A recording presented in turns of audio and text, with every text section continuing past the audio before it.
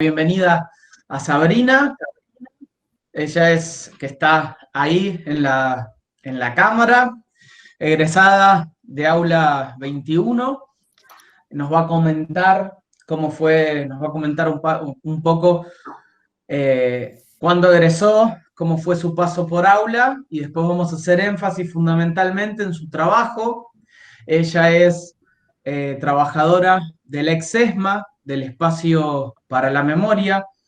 Estamos, contarte, Sabri, como te había comentado por teléfono, que estamos con cuarto año y también estamos con quinto. Nosotros trabajamos en una parte del año la temática de genocidio, con ganas y con perspectivas de poder empezar a trabajarlo cada vez con una mayor profundidad.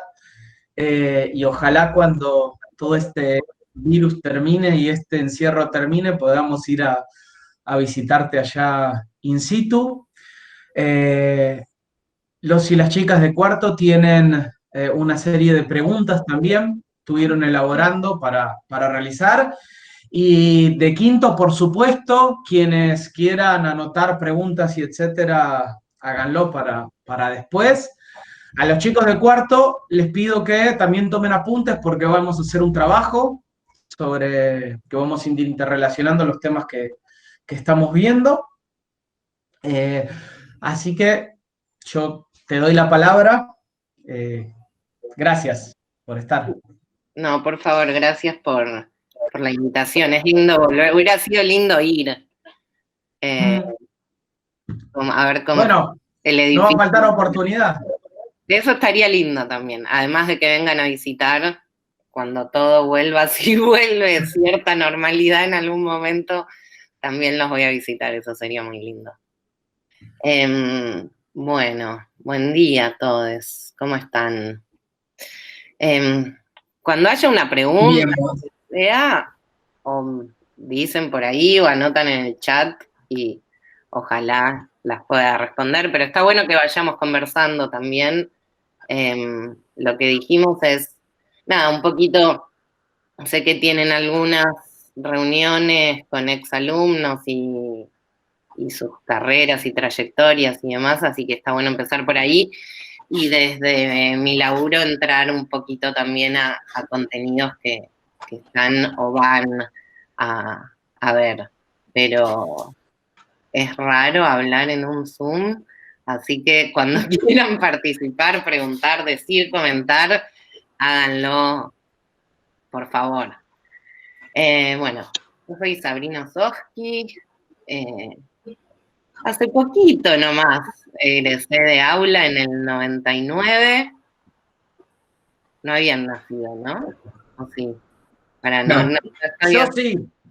Bueno, sí. Ariel también, porque fue profesor mío, así que asumo que había nacido. Había nacido. Sí. Cuando estabas en aula, ¿alguno de los profesores o directivos fue tipo, los conocías de aula antes, tipo, fueron tu profesor o algo? Está Diego Garramuño, Marigá Babloco, Eduardo Boloveski siguen dando clases, así que sí. Mira, sí. Tres que sí. Ahí está, sí. Y Ariel también. Hoy quería hablar de dos, que no sé si siguen, creo que no, porque no los nombraste, o si no hubieras nombrado, que tienen que ver con lo que yo terminé estudiando, que fue ciencia política, y eran profes de, tampoco sé cómo es la currícula ahora y si las materias que le voy a decir todavía existen o no, pero si no también en tal caso será una pieza de museo. Que eran los profes de cívica y filosofía, que eran Germán Pérez y no me sale el nombre, ayúdame, Ariel. Jorgito Lanot, ¿no era? Jorge Lanot, que eran politólogos ambos, y la verdad que cada trabajo que había que hacer yo lo hacía con mucho gusto, no tan así cuando tenía una tarea de matemática o de química, que estaban buenas, pero no me pasaba nada con los trabajos que encima tenían un enfoque bastante de investigación. Me acuerdo haber ido hasta la Facultad de Derecho a buscar fallos y la ley de estupefacientes para hacer un análisis, y era como, esto la verdad que me gusta. Entonces ahí empecé a pensar y a hablar con ellos también porque eran politólogos o casi, entonces que también podían ir contando un poquito de qué se trataba, cómo era, y era como, ahí yo sabía que algo de eso me gustaba. Entonces, sí, hay un germen de lo que yo terminé haciendo que tuvo que ver con la escuela. Entiendo que ahora también tiene un enfoque más, o sea, aún más que entonces en las ciencias sociales, y que también por eso estamos acá. Pero sí, era un poco lo que pasaba con esos trabajos, con esas clases, que eso me gustaba hacerlo, me gustaba ayudar a mis compañeras con los trabajos que me resultaba fácil, me gustaba, quería hacerlos. Y en ese momento también estaba, no sé si ahora siguen existiendo, esto voy a hacer un comentario un poco nerd, los modelos de Naciones Unidas, que también me gustaba. Iba, era un grupo como que, no sé, ¿existen todavía? ¿Participan? No sé si... No estamos participando actualmente en la escuela, pero existe. Que el tema era, se representaba una asamblea de las Naciones Unidas, vos ibas con tu escuela, eras un país, así que lo tenías que investigar, ver cuál era esa política. Sí, Alan. Perdón que te interrumpa, pero por ejemplo yo tengo amigos que van a la ORT y hacen eso, y eligen un país y defienden al país en la asamblea. Sí, eso hacíamos. Entonces era como una semana, un par de días, primero bastante trabajo antes de investigación, de preparación, de juntarse también con otras escuelas que eran como países aliados. Entonces yo pensé que iba a hacer relaciones internacionales, la verdad, porque me gustaba eso y era la misma carrera. Al ratito de estar adentro, me di cuenta que no me gustaba eso, que me gustaba más la filosofía política, el análisis político, cosa que después también va cambiando, aunque estudies algo, el interés y el gusto también va modificándose a medida que vas haciendo algo. Probé con la docencia en la facultad, durante un tiempito me gustó, después no tanto, y muy pronto, creo que recién estaba en el CBC, eso sería el año 2000, se abrió el Parque de la Memoria. ¿Lo conocen? Que está en Costanera. Que hay una serie de esculturas y el monumento a las víctimas del terrorismo de Estado. Es un parque que combina el arte contemporáneo con un memorial a las víctimas de la última dictadura militar. Era chica, debía tener 18 en el año 2000, 18, 19, y empecé a trabajar ahí, cosa que me introdujo un poco en el mundo de los derechos humanos. Todavía no había empezado lo que empezó un poquito más tarde, en el 2004, 2005, que fue la recuperación de aquellos lugares que habían sido centros clandestinos durante la dictadura. Repito, cuando haya alguna pregunta, si ya sea de contenidos o personal, me la pueden ir haciendo. El parque recién abría, era chiquito en ese momento todavía, de hecho no estaba el monumento es enorme, contiene cerca de 5.000 nombres en recuerdo y homenaje a personas que están desaparecidas. Y después, como les decía, en el 2004 se recupera por un acuerdo entre la ciudad y la nación, en ese momento el presidente era Kirchner y el jefe de gobierno de la ciudad era Aníbal Ibarra, se firma un acuerdo donde se recupera la ESMA. La ESMA fue uno de los más de 600, 700 lugares de detención que hubo en todo el país durante la última dictadura. A veces hay un eco mío. Ahí Alan tenía una pregunta, me parece, ¿no? Sí. Que voy a retroceder un poquito, Vale. perdón, pero me quedo con la duda en la cabeza. Que vos empezaste hablando de aula, ¿no?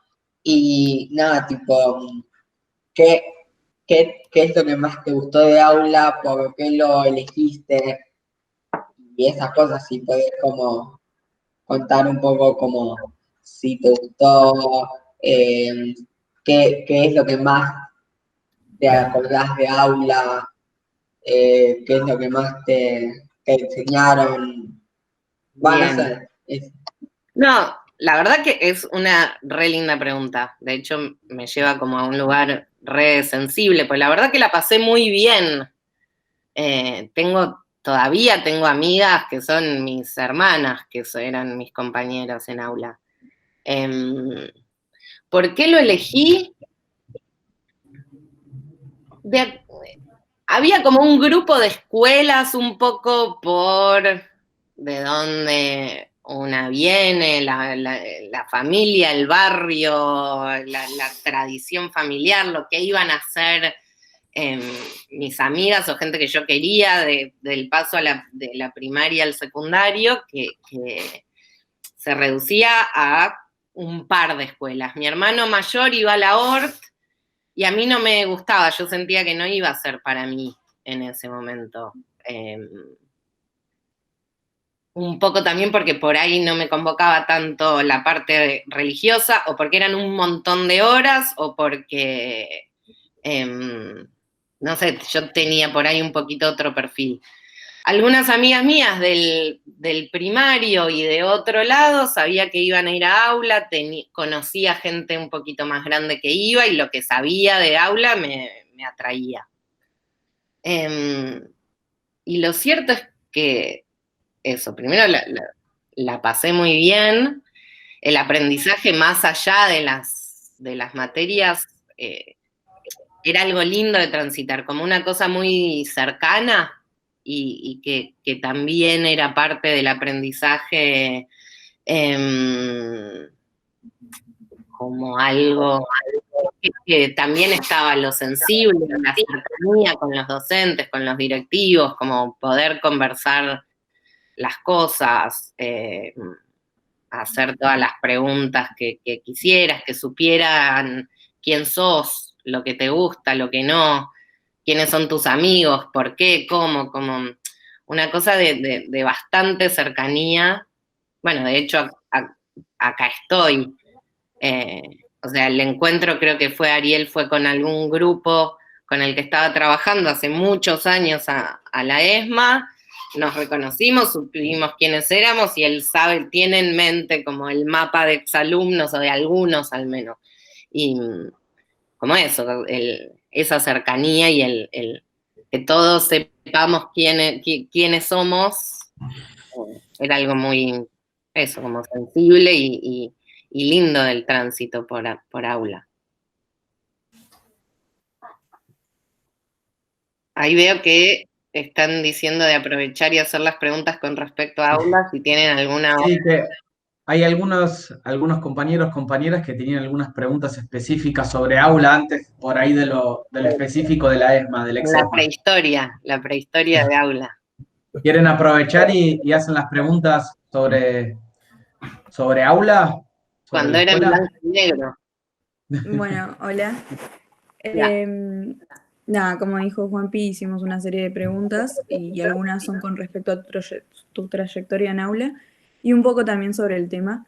En mi caso tengo la primera pregunta que es si en la época en la que vos estabas en aulas se hablaba del tema de la dictadura, cómo era, cómo se trataba, si se habla de la misma manera en la que se cuenta ahora, nada, eso, cómo se trataba el tema en ese entonces. Era un tema que estaba muy presente, de manera tal vez un poco transversal. Recuerdo, no sé, algunas en lengua y literatura, tanto lecturas como trabajos, tareas vinculadas a eso, o incluso con Eduardo Boloveski en biología. Era algo que estaba presente, era un tema tal vez transversal. No recuerdo si hubo o no una Perdón, no nombré a alguien, a un profesor muy importante, Ulises Muschietti también, que era profesor de historia, que era hermoso. De sus clases, los temas. Digo, no recuerdo si hubo o no una unidad específica del tema dictadura, genocidio, sino algo más transversal, como un saber presente, como algo eso, como una huella de la historia reciente argentina muy cercana y que más allá que uno estudiara el contenido específico, estaba muy presente y no había duda sobre la posición de la escuela respecto a eso, ¿no? Muchas veces trabajando en la ESMA y recibiendo escuelas, vemos que hay los docentes traen a sus grupos a espaldas de los directivos porque no les va a gustar, o viene algún docente o directivo que cuestiona, bueno, pero algo habrán hecho para desaparecer, o cuestionando si la visita está politizada o no, porque se habla de política, porque entendemos que fue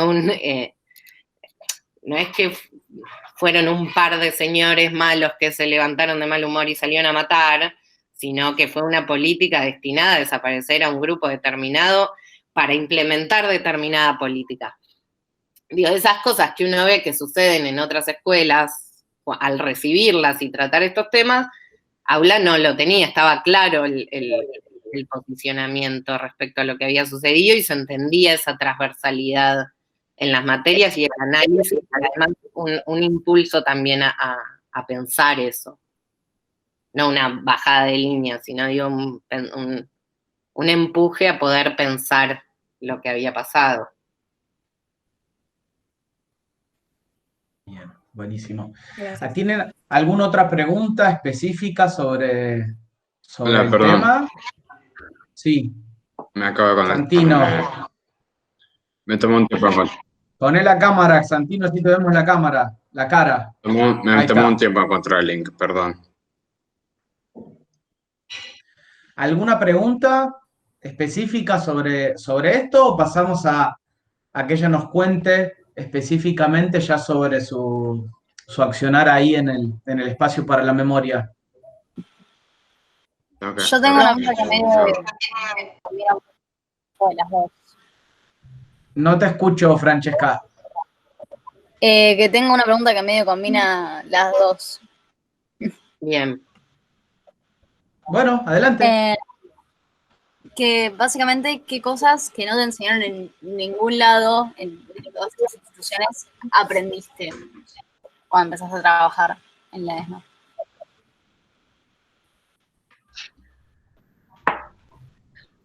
Y la verdad que bastante, porque yo empecé a trabajar en la ESMA apenas recuperada, ¿no? Como así con el chiste de que cuando yo egresé de aula, ustedes no habían nacido. ¿De qué año más o menos? ¿De qué año más o menos son ustedes? ¿Qué edad tienen? 2002, 2004, 2002, 2003. 2003. 2004, 2003. 2003, 2004, bien. 2003 y 2004. Y 2002. Bueno, piensen que los lugares que fueron centros clandestinos de detención, tortura y exterminio se recuperan más o menos en esos años, 2004. O sea, para ustedes crecieron sabiendo eso. En algún momento si vienen de zona norte y van para aula, posiblemente pasaran por la puerta de la ESMA. Y ya era un espacio de memoria.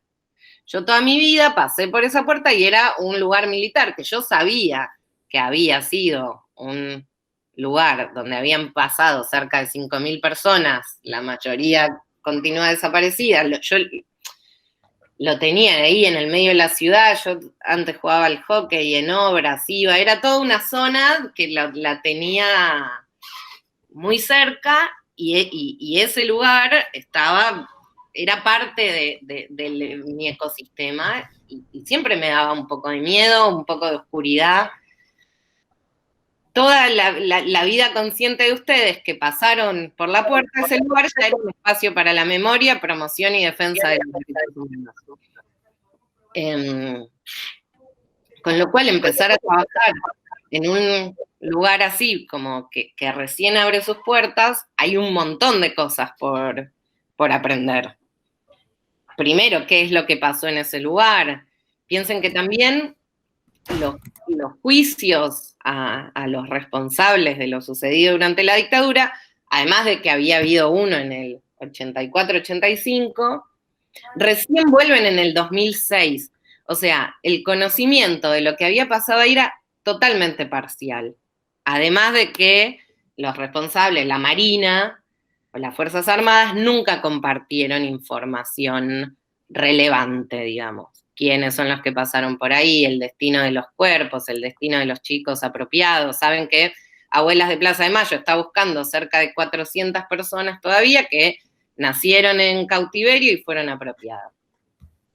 Todo eso es información que alguien sabe y no comparte. Entonces, empezar a armar todos esos fragmentos a la vez que pensábamos cómo lo íbamos a contar, a quiénes, de qué manera, era algo que obviamente para lo que ninguna institución te había preparado, pues no existía. No, era algo nuevo que esos lugares estuvieran abiertos para el público en general, para el pueblo, para las escuelas, que fuera un lugar desde donde se narrara lo sucedido, y tanto buscar toda esa información como aprender a contarlo es algo que sí, era totalmente nuevo, y si bien tenía algunas herramientas de la escuela, de la facultad, de la vida, hay todo un montón de información o de actividades que hubo que aprender allí.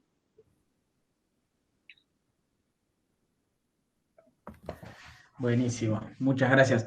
¿Hay alguna otra específica o hablamos directamente otra pregunta. Trabajando en el EXMAS, tipo, ¿te afecta como tipo, moralmente? ¿Te afecta de alguna forma? No hace falta que respondas si no querés. No, sí. Ahora, a ver. Al principio sí, totalmente. Piensen que, a ver si puedo... permiso, mi pantalla. No. ¿Cómo hago para...? Vamos a... Hacer clic, presentar ahora. Sí, pero quiero abrir... Ahí está. Presentar ahora. Quiero mostrarles un poco qué es la... Compartir. Ahí está. ¿Ahí están viendo el plano o están viendo...? Sí, bien. sí. Vamos mechando la pregunta específica con las cosas específicas del laburo. Este es todo el predio de la ESMA, ¿no? Ven Avenida El Libertador, ven mi cursor, ¿no? Avenida El Libertador acá, este edificio, el que está más arriba a la izquierda, ese era el casino Oficiales, que era el núcleo de la actividad represiva, el lugar a donde tenían a los detenidos desaparecidos, mientras todo el predio funcionaba de manera normal, o sea, seguía siendo una escuela de mecánica, un lugar de formación y donde también dormían los estudiantes, había talleres y demás. Funcionaba normalmente y a la vez abastecía de todo lo necesario, los autos, la atención médica, el personal, etcétera, las comunicaciones. En ese momento, en el 2005, cuando yo empiezo a trabajar en la ESMA, recién estaba recuperado, sigan mi cursor, recién teníamos acceso a estos edificios, todo el frente, lo del Libertador, desde aquí hasta acá. Y en todo el resto del predio todavía estaba la Marina. O sea, nosotros trabajábamos, teníamos la oficina en este edificio, que es el de las 4 columnas, que dice Escuela de Mecánica de la Armada, y veíamos el entrenamiento militar, los castigos que pasaban acá en la Plaza de Armas, por ejemplo. Y en ese momento, éramos las únicas personas que entraban a ese lugar. Éramos 5, más algunos protectores que eran los que cuidaban el lugar, viendo testimonios de lo que había pasado ahí, constantemente era como nuestra actividad, y en ese momento sí era difícil, era como salir de ahí y sentir un peso a la vez de la responsabilidad de cuidar el lugar, tener que narrar lo que pasaba ahí. Con el tiempo fuimos construyendo herramientas para no quedar pegado a eso, porque es muy buena tu pregunta. Hay un riesgo de quedar pegado ahí, pues decís, estás leyendo sobre muerte y torturas todo el día, pero lo cierto es que entendimos bastante pronto que era algo recontra vital, que lo que estábamos haciendo era entender lo que había pasado ahí, desarrollar el modo de comunicarlo, justamente para recuperar la vida, no para regodearse de lo terrible. Nunca quedamos pegados a qué tremendo lo que hay ahí, pero sí hay algo que tiene que ver con lo sensible y con lo emotivo, y por suerte todavía sigue pasando. Podemos tener un encuentro con sobrevivientes o con familiares, o generar alguna actividad que despierte algo nuevo. Yo durante mucho tiempo hice las visitas, ahora coordino al equipo que lo hace, a la vez que desarrollamos otros dispositivos de comunicación. Entonces no tengo ese contacto cotidiano de estar contándolo todos los días, pero también con las preguntas y con las cosas que van saliendo en las visitas, lo que uno recibe no es tanto qué terrible como la voluntad de que no vuelva a pasar, el entendimiento, recuperar alguna anécdota, alguna historia, la vida de alguien. Tenemos un proyecto que se llama Historias de Vida y Militancias, donde lo que investigamos y mostramos es justamente el hacer de las personas desaparecidas, qué hacían cotidianamente, qué les gustaba, con quién salían, qué estudiaban, a dónde iban, y todo eso te permite vincularte un poco más con la vida que con eso terrible de lo ocurrido. La idea es justamente poder procesarlo uno para también dar esas herramientas a quienes lo visitan. Ok, muchas gracias. Yo te iba a preguntar, ¿cómo estás trabajando ahora en el contexto actual? Como se puede, así, igual. Justo nos agarró, vieron que yo les mostraba el mapita del predio, y vamos de nuevo acá. Ahí está. Mi trabajo es justamente sobre la historia de todo el predio, de estas 17 hectáreas. Además de coordinar al equipo de guías que hacen las recorridas, quienes los recibirían el año que viene o cuando los podamos recibir, lo que yo hago es también desarrollar dispositivos que puedan contar la historia del predio. Estos que están marcados acá, los que tienen los numeritos, son los edificios que tuvieron un vínculo directo con la actividad represiva del casino oficial. Por ejemplo, acá en la enfermería había médicos que daban atención médica, ya sea en el casino oficiales, o algunos detenidos los trajeron acá a recibir atención médica. Después les voy a mostrar un videíto. Este edificio durante un tiempo fue lugar de detención, ya sobre el final de la dictadura. Este era el taller de automotores, el número 1, donde los autos que la Marina robaba en la vía pública los repintaban, les cambiaban las patentes, los adaptaban para los secuestros o para torturar directamente en la calle y demás. La imprenta donde llevaron a hacer trabajo esclavo a algunos detenidos y donde falsificaban toda esta documentación.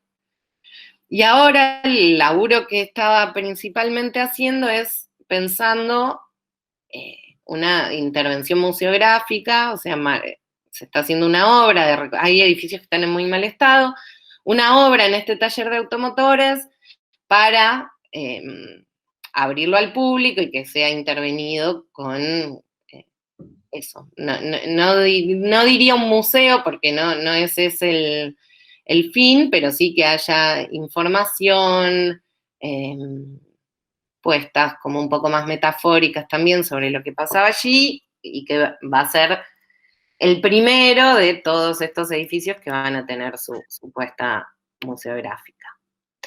Entonces eso, qué sé yo, es difícil de hacer desde lejos, pero bueno, lo hacemos.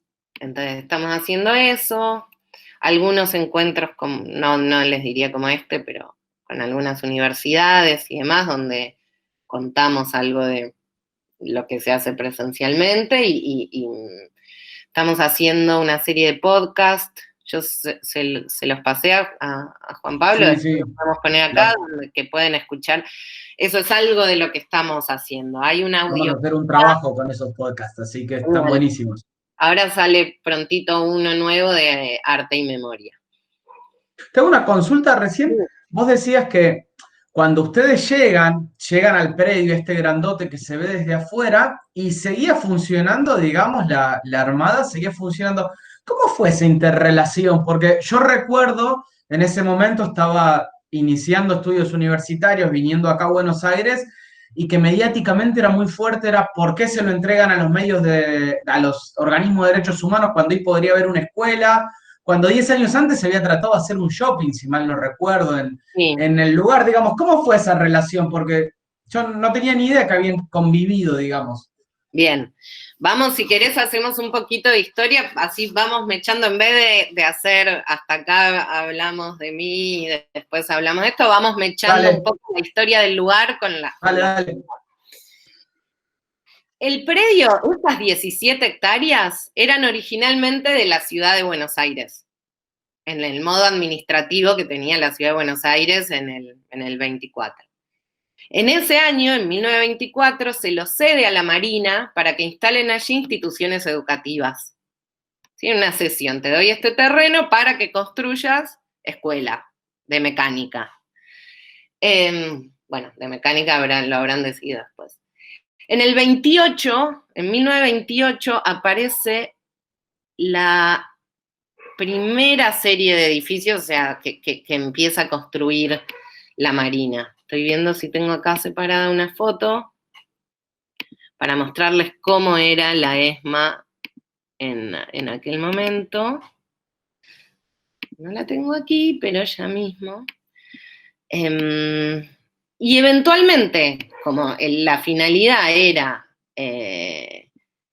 construir instituciones educativas, ya se había determinado que si eventualmente era usado con otro fin, el predio tenía que ser devuelto a la ciudad de Buenos Aires. ¿Ven? Esta es la ESMA en 1928. Los primeros edificios que se construyen. Este es el de las 4 columnas, el pabellón central. ¿Sí? Esta es la enfermería que vimos antes, donde se prestaba atención médica. Algunos lugares de alojamiento y estos mamotretos gigantes que eran talleres, donde se construían cosas y a la vez los alumnos aprendían eso. La escuela de mecánica enseña todo aquello que es necesario para hacer arriba de un barco, desde la peluquería hasta manejar aviones. Así que todos estos talleres tenían un poco que ver con todo eso. Esto hablamos 1928.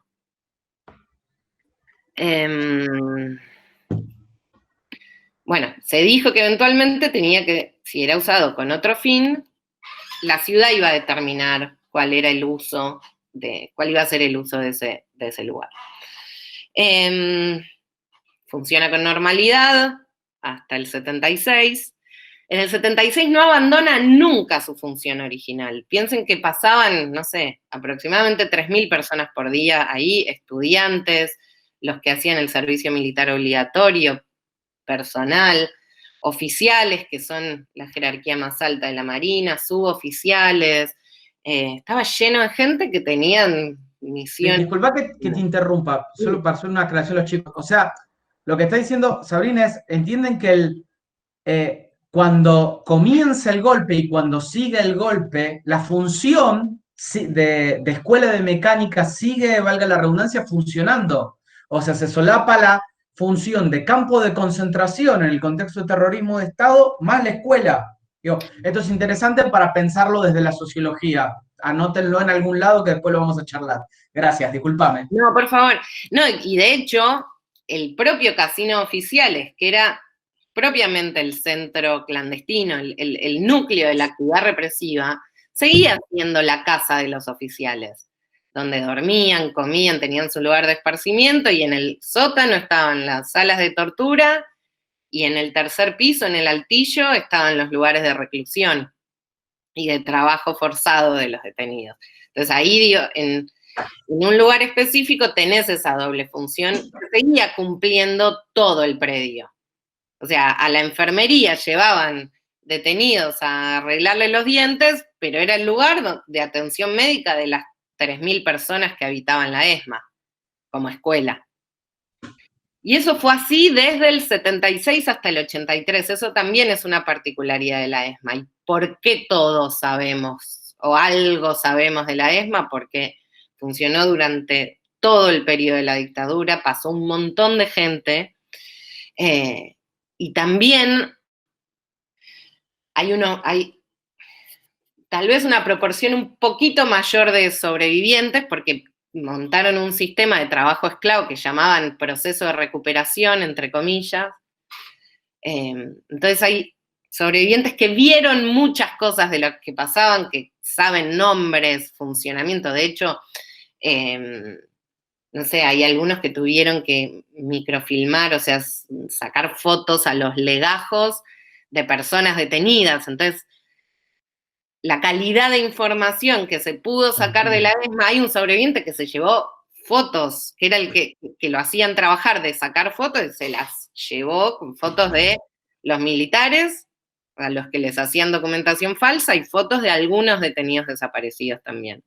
Porque si no, digo, es muchísimo lo que no se sabe. Hay muchísima gente que no se sabe cuál fue su destino final, por dónde pasó, o lo que les decía, los nietos apropiados, que son los que buscan las abuelas.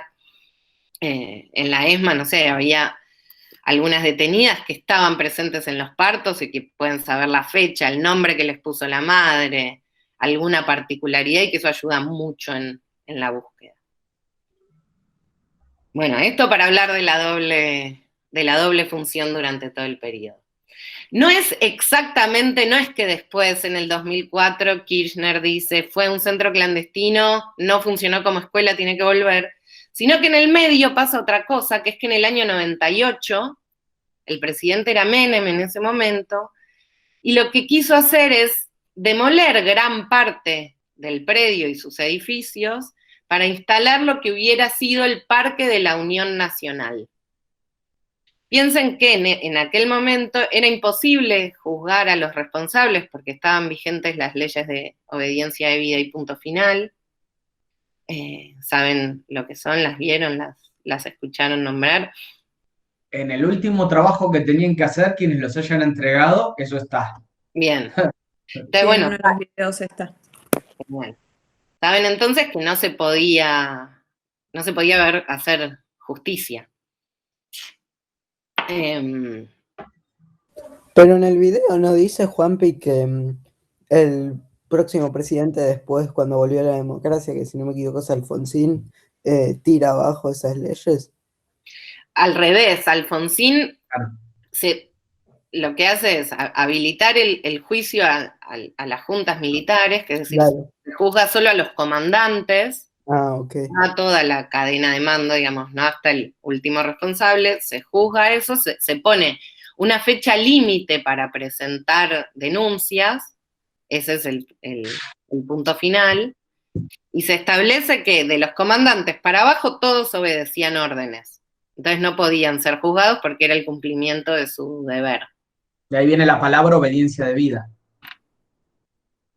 Entonces eso limitaba mucho. Y además equipara, por otro lado, hay unos decretos de persecución que equipara a militantes políticos, armados, no armados, lo que fuera, a los responsables del genocidio.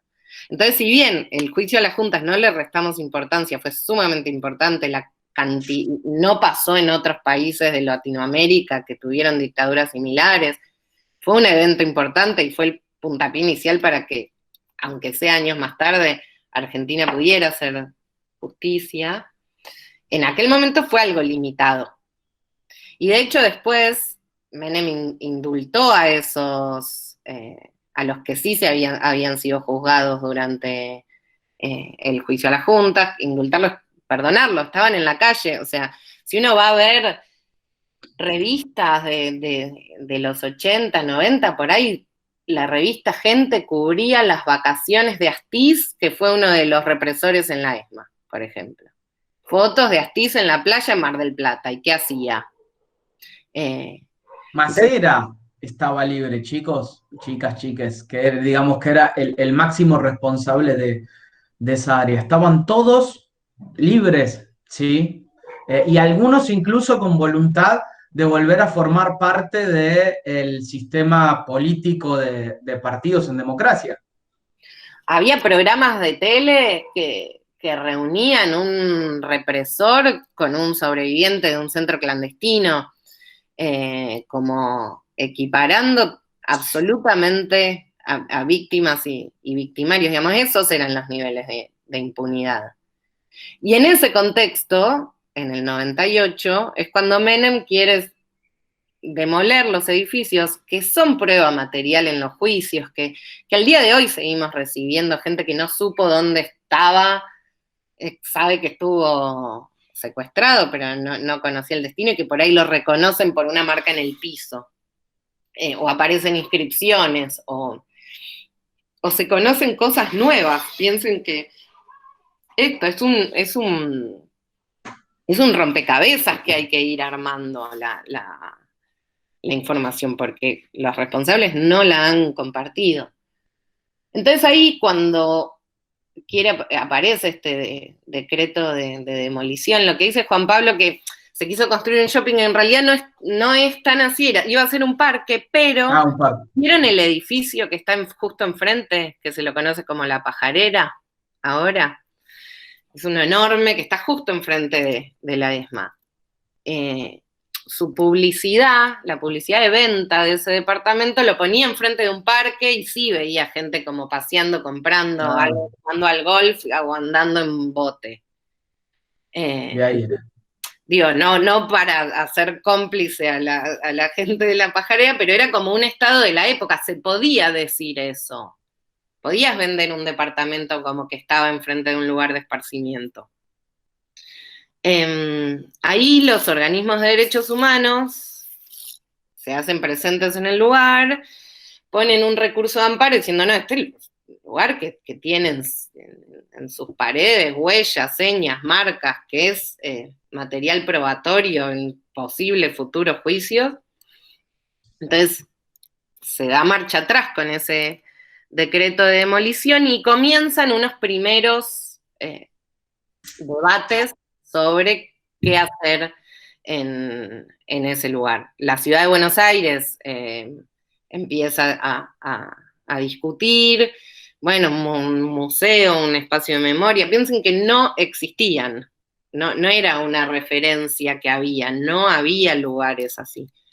Hasta que finalmente, y ahí sí hay una voluntad política de hacerlo, Kirchner e Ibarra firman la recuperación del predio y convertirlo en espacio para la memoria, promoción y defensa de los derechos humanos. Paréntesis, Ibarra era el jefe de gobierno en ese momento de la ciudad de Buenos Aires. Y la entrega fue paulatina, pero no es que, digo, se desmantela la Escuela de Mecánica de la Armada. Se construye en otros lugares.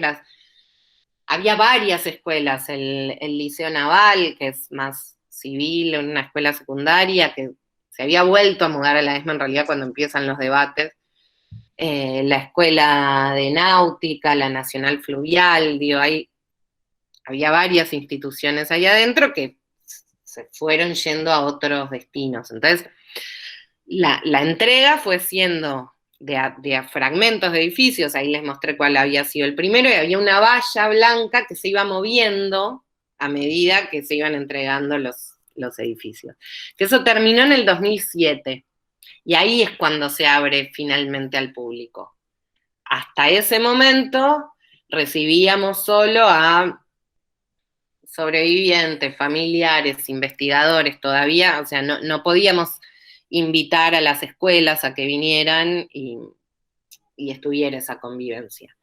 No, la convivencia era puramente administrativa, no, ni sí, ni no, ni blanco ni negro, la verdad, no hubo mucho, más allá de por ahí alguna nota de color, una vez que era, esta es una linda anécdota, la cuenta mucho mejor Daniel, que era el coordinador en aquel momento, que había una valla que estaba justo ahí atrás del 4 Columnas a la gran plaza central. Y era el día de la Armada, creo, era como un evento grande. Y la noche anterior había habido como una especie de huracán, no sé, como una tormenta fatal, y había tirado un árbol de un lado para el otro y había caído sobre la valla. Y encima ese árbol tenía una savia muy roja, que parecía sangre, pero era savia.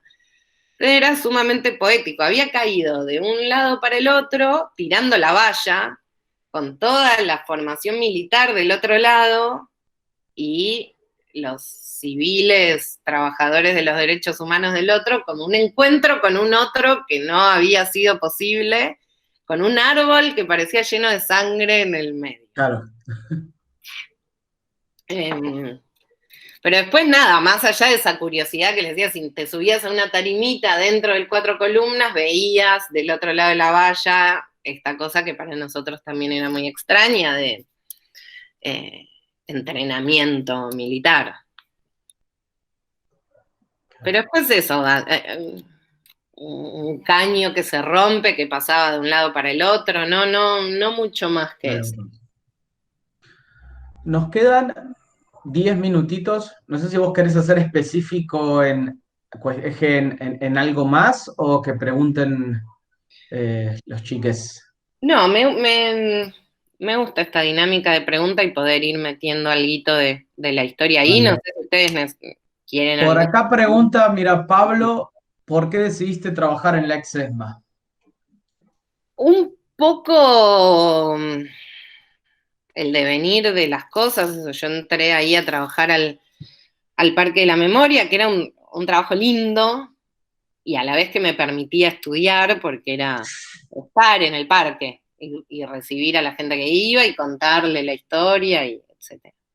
Mientras yo trabajaba ahí, se recupera contra todo pronóstico la ESMA. No es que era algo que estábamos esperando. Nadie sabía que eso iba a pasar, ni esperaba que sucediera.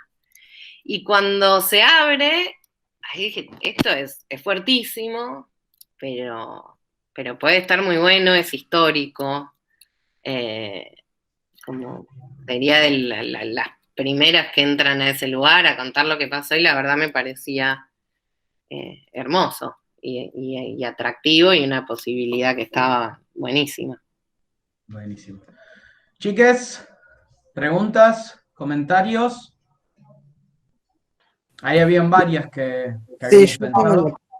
Sí, Alex. Yo tengo una pregunta, pero no es de las que habíamos. No importa, dale. Ok, ustedes como trabajadores de la ex-ESMA, son, digamos, son considerados trabajadores estatales a servicio de, digamos, de reconstruir nuestra historia, digamos, o son como una ONG, ¿cómo funciona, digamos? No, es muy buena la pregunta y demuestra observación.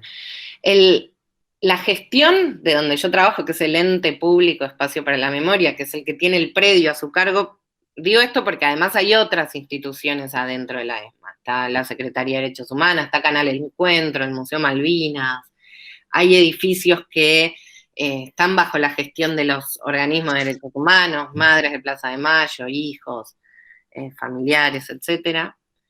El ente público tiene una gestión tripartita. Hay una representación de la Nación, una representación de la Ciudad de Buenos Aires y un representante de un directorio de organismos de derechos humanos.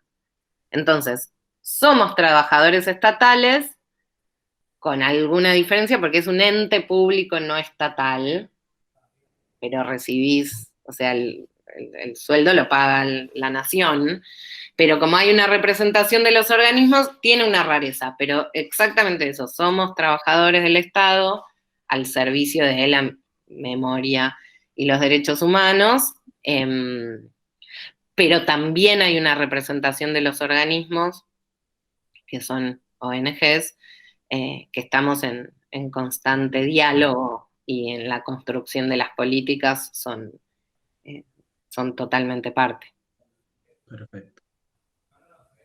O sea, es público, no privado, exactamente. ¿Alguna otra pregunta? Chiques, que tengan ahí, que les haya quedado en el tintero. La idea, por supuesto, es cuando San COVID termine, poder ir el año que viene y terminar y ejercitar. Esto es un proceso no de una materia, sino que es algo que uno se lleva para toda la vida, ¿no? Yo recuerdo la primera vez que entré a la ex-ESMA, se estaba construyendo el monumento a la mujer originaria, que había un artista, Cerneri, y me acuerdo que quedé con la piel de gallina porque hay ciertas cosas que uno se mete en una especie de túnel del tiempo. Había una pregunta que habían hecho los chicos la clase pasada cuando pensamos que era cómo hacen para transformar un lugar donde hubo tanto dolor, tanto sufrimiento, en un lugar educativo. Una de las chicas en un momento dijo, porque yo no fui, dicho ella, comillas, yo no fui porque a veces pienso que es como un zoológico donde te van a mostrar el sufrimiento ajeno, y yo lo que quiero es ver cómo hizo para resignificar eso. Uh-huh. Es que, bueno, es una gran pregunta esa, y es una pregunta constante y que nosotros trabajando allí nunca tenemos que abandonar. Creo que además con los años ya de permanencia hay algo que ya la propia vitalidad de estar abierto y de que haya actividades y de que haya cuestiones ya tiene algo de vital, y la idea justamente nunca fue la de hacer el Museo del Sufrimiento o esto. Claro. No hay representación de eso. Primero, porque es muy, muy difícil de representar. Y claro, tendrías que ser literal y nunca estuvimos dispuestos a hacerlo.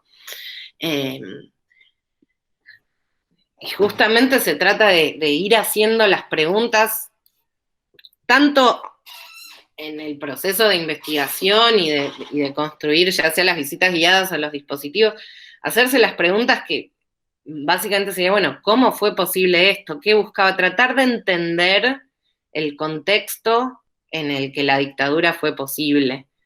Por eso yo les decía antes, era como, bueno, si entendiéramos, o si de algún modo diéramos a entender, o no pusiéramos en contexto de que no fueron 5 señores malos con campera de cuero que se levantaron un día y quisieron, tipo, malo de un supervillano de una película, ahí sí serían las atrocidades que cometieron.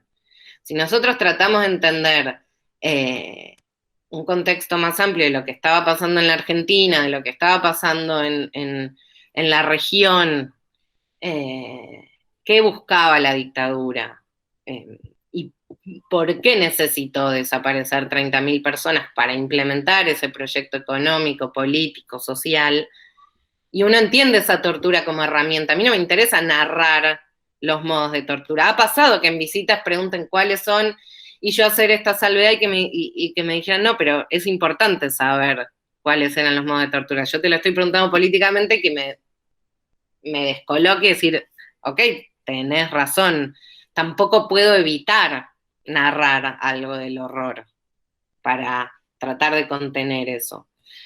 Pero es tratar de ponerlo en contexto, también tratar de transmitir cuáles eran los proyectos en general de los detenidos desaparecidos, o alguna anécdota también de resistencia y hay una autora que además fue sobreviviente de la ESMA, que se llama Pilar Calveiro, que escribió un libro fundamental que se llama Poder y Desaparición. Que básicamente lo que dice es que la gestión de los centros clandestinos lo que buscaba era la pretensión de un poder total. Soy el dueño de la vida y la muerte, puedo hacer con vos lo que yo quiera. Y que algo de la resistencia, que uno puede imaginar heroica, ¿no? Como en las películas cinematográficas, agarro un clavito y se lo clavo y me escapo y salvo a todos. Bueno, eso es imposible, no se puede. Pero sí, algo de lo que está prohibido y puede ir por abajo, como contar un chiste, hacerle un gesto, un mimo a alguien que está cerca y que lo necesita, ir recolectando información. Una vez una sobreviviente nos dijo como, bueno, hoy sabemos cuánto duró, cuándo terminó y de qué manera terminó, pero cuando estaba ahí adentro, dice ella, era el día a día, yo no sabía si iba a salir, cómo iba a salir, si esto iba a terminar, si era para siempre. Entonces, sabiendo eso y sabiendo lo poquito que había, el poquito espacio de resistencia y cómo lo fueron ocupando, eso también me parece que es algo importante de transmitir, ¿no? Que a veces uno se enfrasca en las limitaciones cotidianas y dice, pero esta persona logró convencer a un milico que la dejara estar en un parto y con esa información que pudo sacar de ahí, esa persona hoy sabe quién es. Entonces, digo, esas acciones, pequeñas acciones de resistencia y de limitación a ese poder que se pretende total, también es algo que evita el circo del horror. Sí. Además, con esto que decías de que a veces es necesario reconstruir sí o sí de manera más cruda o gráfica lo que está pasando, lo que pasó, mejor dicho, hay que ver también la intención, que no es con la intención de hacer un museo de sufrimiento, sino que, bueno, también poder reconstruir y recordar nuestra historia nos ayuda a no volver a tropezarnos con la misma piedra. O sea, si no conocemos lo que pasó, es más probable que lo podamos repetir en un futuro. En cambio, si uno sabe realmente, de manera cruda y real, lo que sucedió, y podés medir mejor las consecuencias. Totalmente, totalmente. Por eso es importante decirlo, porque si bien puede no aparecer o no ser ya necesario estas formas de ejercicio del poder, sí tratar de entender, bueno, cuál era la finalidad, quiénes representaba la dictadura, cómo se fue construyendo esa legitimidad, cómo aparecía en los diarios,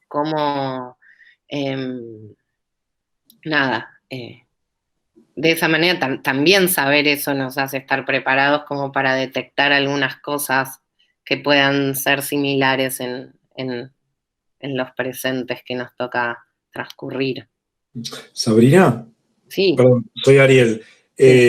No, esto que mencionabas antes acerca de qué se muestra y qué no se muestra, me hace acordar que inmediatamente después de terminada la dictadura, sí hubo una especie de destape muy morboso en películas, sobre todo en películas que aparecieron así en los primeros años del retorno a la democracia, en la cual realmente había una cosa de morbo, ¿no? Supuestamente se exponían ahí los horrores de la dictadura, pero se mostraba escenas extremadamente gráficas de tortura, violación, etcétera, en la cual vos te das cuenta que en realidad los que estaban haciendo esas películas lo que estaban buscando era satisfacer ese morbo antes de una reflexión, una cosa cuidada acerca de lo que había sido la dictadura, ¿no? Y eso también me parece que está buenísimo el trabajo que hacen ustedes cotidianamente, que tiene que ver un poco con la materia de cómo la estamos dictando nosotros, historia cultural latinoamericana, en quinto año, que básicamente lo que se dicta es apreciación de la cultura, sobre todo en cómo se muestra la cultura, ¿no? Y ahí el profe que da las clases lo que está trabajando todo el tiempo es qué significa curar una muestra, qué es lo que vos decidís mostrar, no es inocente, ¿no? Todo lo que muestres o dejes de mostrar siempre tiene un sentido atrás, y bueno, y cuando está bien hecho tiene mucho cuidado y mucha incorporado todo este tipo de problemáticas, ¿no? Sobre todo el cuidado de abrir a la reflexión a la gente acerca de lo que pasó, de acercarla, no de clausurar la discusión, ni tampoco de desviarla hacia, pongámosle, pasiones bajas, digamos, ¿no? Claro. Sino a otro tipo de explicación.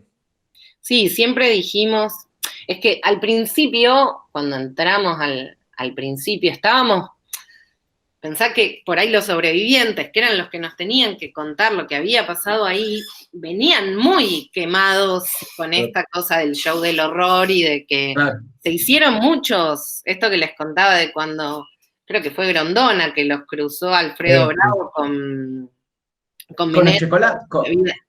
¿Echecolás o Menéndez? Bueno, uno de los dos. Pero Con Menéndez, que después salió con un cuchillo, sí. Eso está en YouTube, si lo quieren buscar.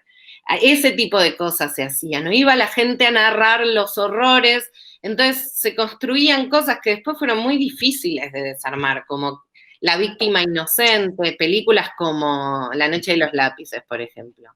Hombres niños indefensos que luchaban por el boleto estudiantil y 5 hombres malos. Ni una cosa ni la otra, eran militantes políticos, pertenecían a una organización, tenían un proyecto de país, que eso fue borrado, ¿no? También fue borrado durante mucho tiempo. Los proyectos de las organizaciones políticas que militaban, que fueron, digo, la gran mayoría de esos 30.000 detenidos desaparecidos eran militantes políticos, quedó un poquito borrado por, no, si estabas en una agenda te podía pasar. Sí, pero principalmente buscaban desaparecer a quienes podían ser un impedimento a un proyecto político neoliberal, cosas que después se fueron implementando. Digo, si uno mira la cantidad de desempleo, de deuda externa o de desigualdad, los números esos de antes y después de la dictadura, se entiende un poquito qué es lo que se buscaba, pues si no, esto, como los desaparecieron por pensar distinto. Sí, el mismo nombre que se autopuso en la dictadura. Proceso de reorganización nacional. Vaya si la reorganizaron. Claro. Y no la puedo reorganizar con esta gente. Exactamente. Con esta gente activa, porque también manda una señal a mirá lo que te pasa si querés cambiar las cosas, si querés oponerte a. Hay una sobreviviente que tenía una analogía que dice, los centros clandestinos y el afuera, o sea, la sociedad, son como el caldito y la sopa, ¿no? Lo que pasaba adentro era como el caldito, todo concentrado, fuerte, pero eso mismo que se ejercía ahí adentro estaba un poquito más diluido como mensaje hacia el afuera. Por eso sabemos lo que pasó, no podía ser absolutamente secreto y clandestino. alguito tenía que dejarse ver. Claro. Para que el resto supiéramos. Ahí aparece el Pilar Calveiro de nuevo, que vos la mencionabas. Ojalá el año que viene en la presencialidad podamos leer algunos capítulos del texto, de esto de que el terror no solo es al interior del campo de concentración, sino que hay todo un disciplinamiento hacia los cuerpos que están hacia afuera. Y eso es fundamental para pensar la cuestión. Sí. Totalmente. Bueno, yo... Sí. ¿Puedo decir algo? Sí, sí, obvio. Hola, soy Lucía, de Quinto. Hola, Lucía. También algo, escuchando esto último, lo que veníamos hablando de qué se mostraba al principio, de qué mostraban las películas, qué se escondía, qué se decía, también siento que en parte podía, no con ese objetivo directamente, pero podía aportar a lo que ya hacían los militares, que es mostrar lo malo, mostrar el miedo, causar miedo, terror, y entonces generar silencio y que no se hable, y incomodidad, como que lleva a eso también, ¿no? El solo mostrar las atrocidades, o el indefenso que es atacado por el poderoso, ¿no? Entonces también ahí aparece cómo mostrar el otro lado, la otra cara de la moneda, que se luchaba, recuperar esa lucha. Bueno, eso. Sí, totalmente. Estoy muy de acuerdo con lo que decís. Porque sí, busca un poco esa manera. Esa manera buscaba un poco eso. O deliberada, o de forma deliberada, o como lo que se podía. Por eso me parece que abrir estos espacios y ponerlos como lugar de... Nosotros siempre decimos que lo que intentamos hacer es un ejercicio colectivo de memoria, porque tampoco podríamos alcanzar estas reflexiones o preguntas que seguramente queden y sucedan después. Si eso sucede, yo me sentiría muy bien, porque lo que queremos es un poco generar más preguntas. O sea, podemos dar algunas respuestas de haber tenido más lecturas y analizado eso, pero generar reflexiones como esta de Lucía,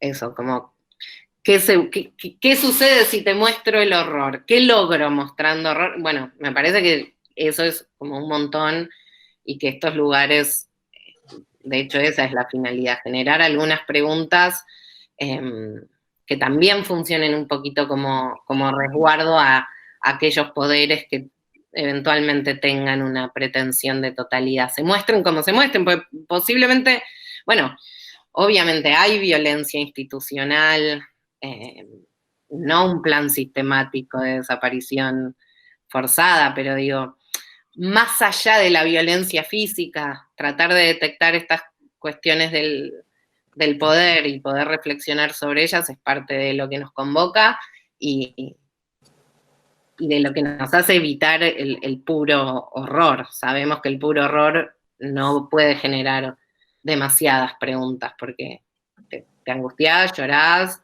o decís, ahí veo que está Mafalda por acá, pero había creo que Susanita, le decía, bueno, ya dijiste tú qué barbaridad del día, ahora vayamos a...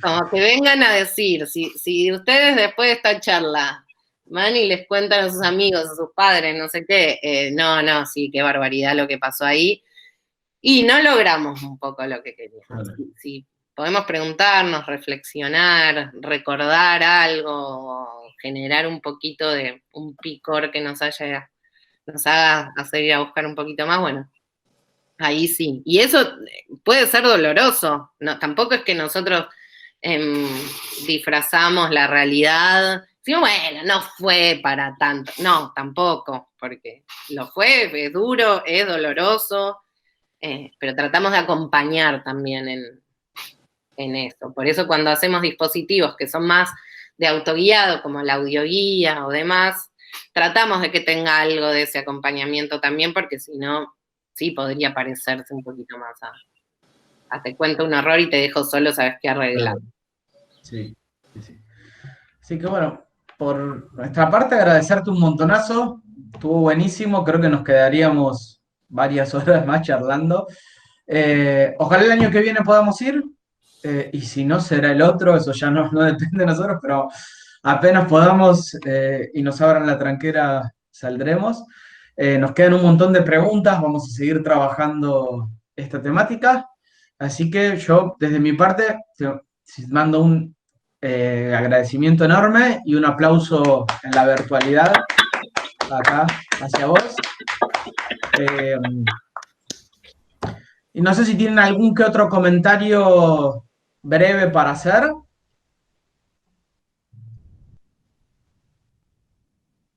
O nos despedimos entonces. Ahí Ariel, no sé si quiere decir algo. No, nada más agradecer nuevamente a Sabrina. La verdad que es muy emocionante escuchar la forma en que expusiste, lo que contaste, algo acerca de un fin que vos perseguís en tu laburo, con tu equipo, de que aprendamos a pensar en profundidad y críticamente las cosas, es también un poco la misión de Aula, y ha sido siempre esa misión. Obviamente no me estoy poniendo en el mismo plano que en el laburo que hacen ustedes, pero sí me parece que estas cosas hay que pensarlas y seguir pensándolas, y no hay de antemano fórmulas claras, lo cual no quiere decir que todo valga lo mismo, ni mucho menos, sino que la verdad que la invitación a la reflexión y a la memoria son esenciales, y te agradezco y te agradecemos muchísimo por el laburo que haces, y también por haber venido con tan buena disposición a este espacio. No, es que está buenísimo, me encantó desde el principio la invitación, así que cuando quieran, acá estoy. Gracias también por la atención, las preguntas, también me emociona.